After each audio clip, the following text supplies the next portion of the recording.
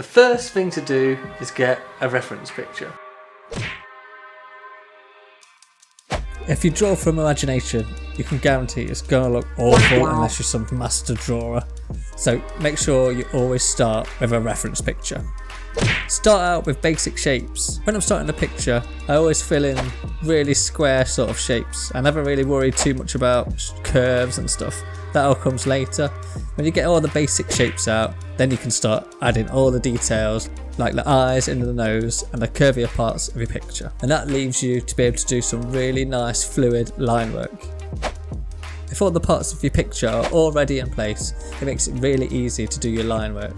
You can concentrate, take your time and make sure you're getting nice smooth lines. Because remember, if you go wrong, you can't rub it out. Changing the different line weight is probably my favourite part of the drawing process. I really enjoy making the picture really sort of pop out at the end. I like to add a thick line around the outside of my characters and make it even thicker along the bottom edges.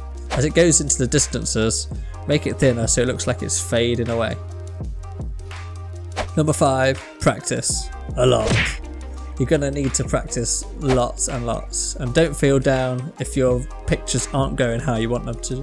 I practice loads before I do any of the pictures I put online because I want to get them as good as possible. Some of my pictures are awful, and then some of them eventually they get better and better. Make sure you're drawing pictures that you actually like because it will help you to keep inspired to keep drawing. And then all that's left to do is colour it in, which is easy, right? Well, it's not that easy. So the best thing to do is follow along with someone who's really good, which is what I did. I went on a tutorial and followed the tutorial to see if I could do the drawing just as good.